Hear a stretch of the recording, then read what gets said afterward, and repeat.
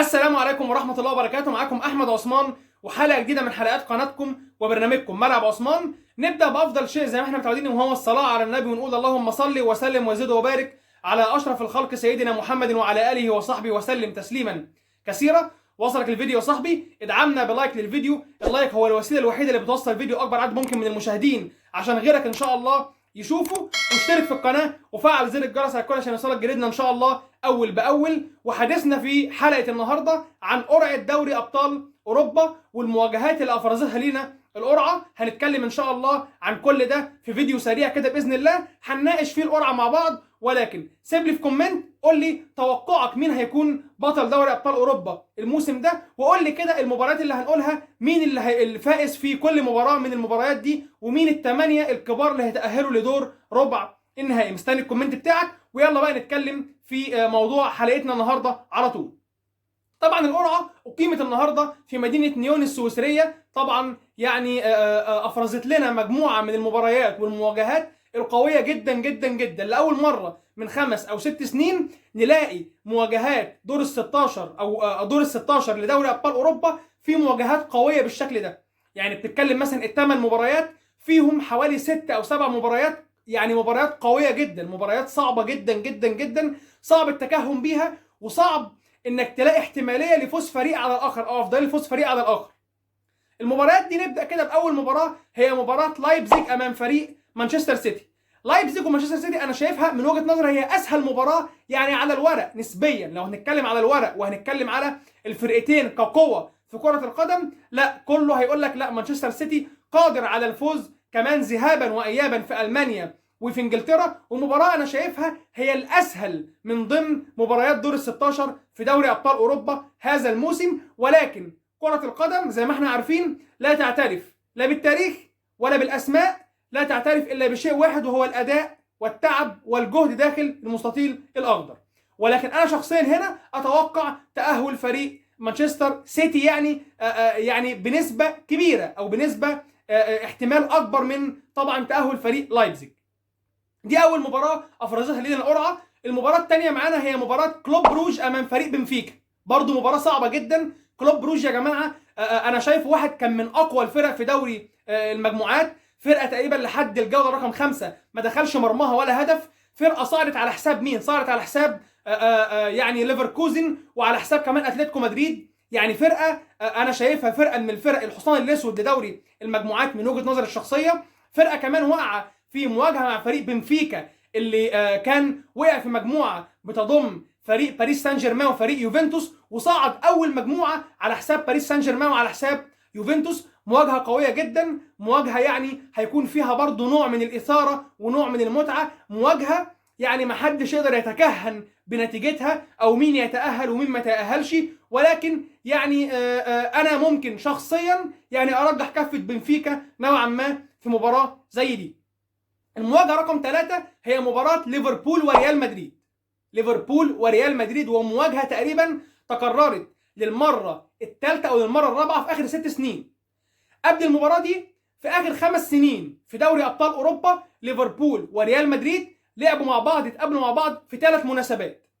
في 2018 لعبوا المباراه النهائيه وكسب ساعتها ريال مدريد في كاييف لو نفتكر، المباراه اللي اصيب فيها محمد صلاح ب3 اهداف مقابل هدف واحد. وفي مباراه 2020 في الدور ربع النهائي اتقابلوا في الدور الاقصائي في اسبانيا، كسب ريال مدريد 3-1، وفي انجلترا تعادلوا 0-0 وخرج ليفربول برضو كالعاده يعني في السنوات الاخيره من ريال مدريد. واخر مباراه جمعتهم هي مباراه نهائي الموسم الماضي، وفاز فريق ريال مدريد بهدف فينيسيوس، يعني بعد مباراه كبيره الصراحه قدمها ليفربول، ولكن فاز عليهم في النهايه.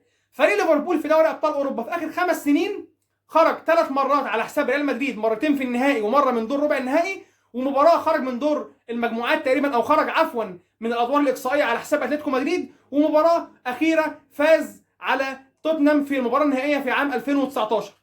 مباراه قويه جدا، ومباراه يعني ممكن تكون ثأريه بالنسبه لفريق ليفربول، ولكن صعب التكهن بنتيجتها يعني باي شكل خالص. بالرغم حد يقول لي النهارده ليفربول لا ضعيف شويه، او ليفربول مش في احسن او في اقوى حالاته، والريال ماشي كويس في الدوري الاسباني وفي دوري ابطال اوروبا، ولكن يا جماعه لسه المواجهات هتكون في شهر مارس. يعني المواجهات دي هتكون في شهر مارس من عام 2023، فلسه ممكن الشكل يتظبط، ممكن يكون في تدعيمات قويه للفرق في شهر يناير، فلسه هنشوف يعني الدنيا فيها ايه. ودي مواجهه من اقوى مواجهات دوري او دور ال 16 لدوري ابطال اوروبا هذا الموسم.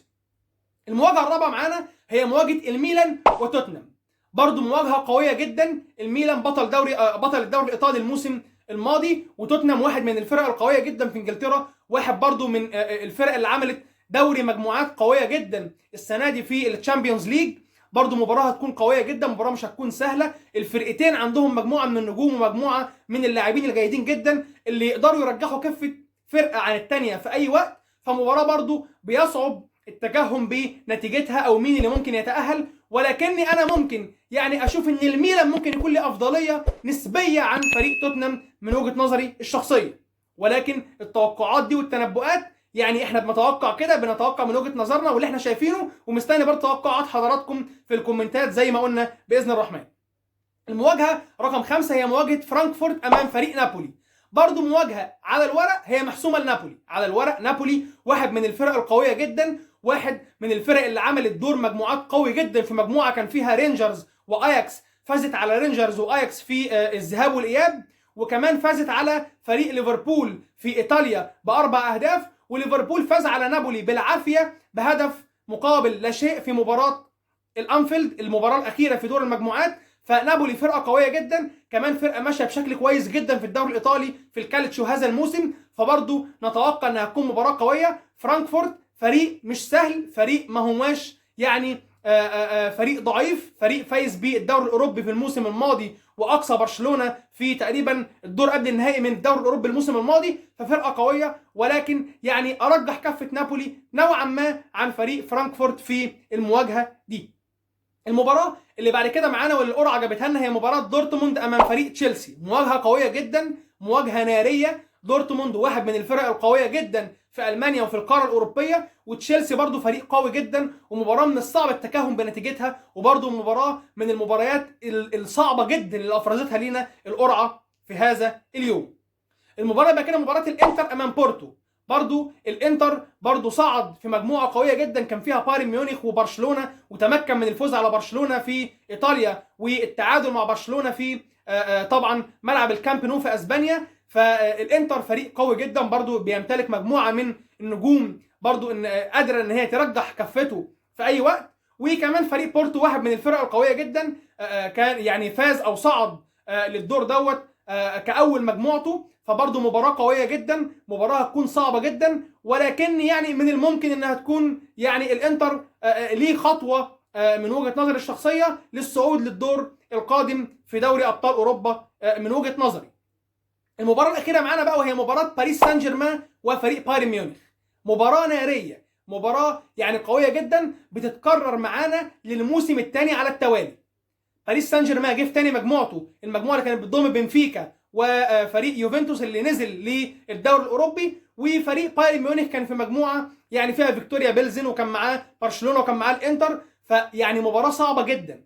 اخر مباراه يعني لو هنتكلم عن التاريخ في الاول بالنسبه لي فريق باريس سان جيرمان وبايرن ميونخ مع بعض لعبوا حوالي 11 مباراه. فاز فريق باريس سان جيرمان في 6 مباريات وفريق بايرن ميونخ في 5 مباريات. التاريخ متقارب قوي بينهم، التاريخ قريب قوي بين الفرقتين.